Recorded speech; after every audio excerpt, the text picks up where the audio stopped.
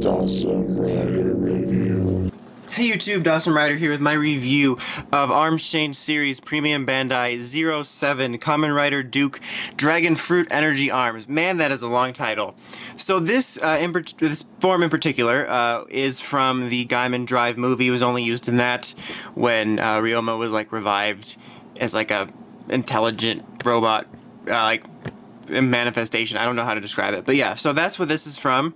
Let's go ahead and just take a very quick look at the box. Pretty typical fare for the premium arms change figure. You got a shot of the figure here on the front, you know, the name of the series and all that stuff. On the side it shows you a pretty cool in-suit shot of the guy, and then on the side it shows you some of the combos. There it is with, I think that's Zangetsu Shin. Yeah, the Zangetsu Shin, Sigurd, however you want to say it, and then Marika.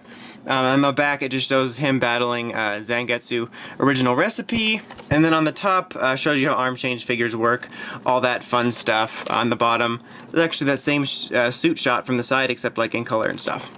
So yeah, pretty typical stuff. He comes with himself. Here's the arm, which I'm pretty sure I put back pretty wrong in a way. It's honestly one of the more annoying ones. It's kind of like Mango, and I think in Lemon it's like essentially the same mold as that. It's one of those ones that's not as easy to deal with. You can't just plop it on there. You have to like separate it out a little bit. So I apologize, it's a little funny, but it's just one of those ones, and I have trouble because I'm an idiot. Here's the helmet, which can go in it, but even if I was doing it properly, putting it away, it's still just easier to deal with folding it up without having the helmet in there, but it can go in there, just to note that.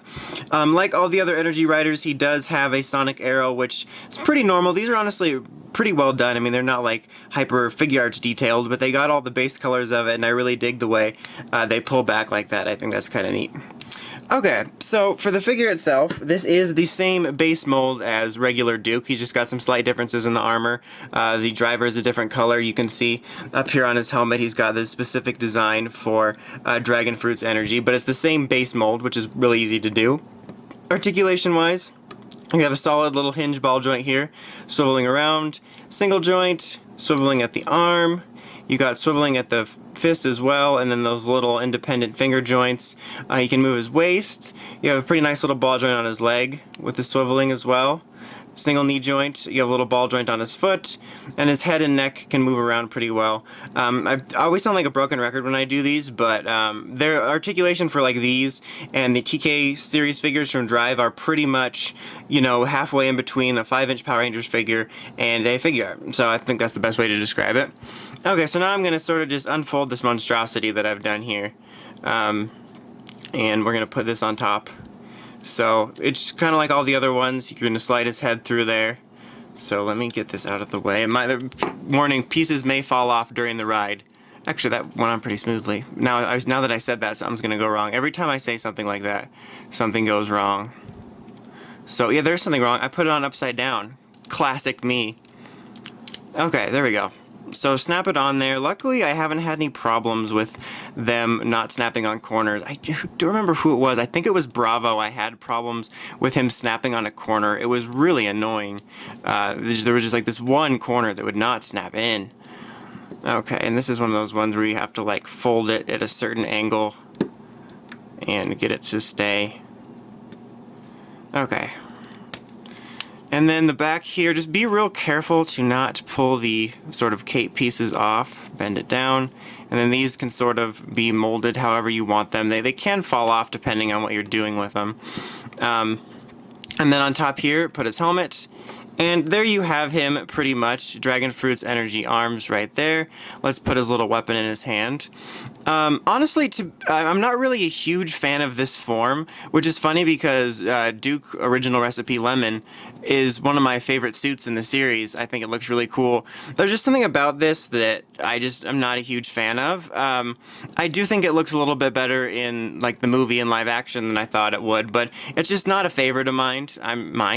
Wow, I haven't done that since I was a kid of mine. So, but yeah, he's okay. Like I said, I'm just not a fan of his design. I think it's kind of messy. I think that this helmet here looks like a mind control device, and the colors just don't work for me. And the figure in particular is pretty cumbersome. There are a few like that. Like I suppose the lemon one is pretty cumbersome as well, and then stuff like Mango with their, like, you know, backpack capes are pretty cumbersome. So, and you can move it around a little bit and change it, but they're definitely more of the clunky ones of the arms change figures.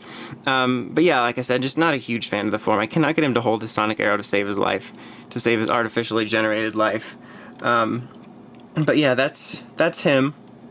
And it's funny because right now, like, we're about to approach Ghost now as a series, and we're still doing like arms change figure reviews and Lockseed reviews, which is funny. So like at this point, I reviewed so many of these. These are almost kind of like the same thing I say in my Lockseed reviews, is they're all roughly the same quality. So it's all about personal preference of who's a priority to you.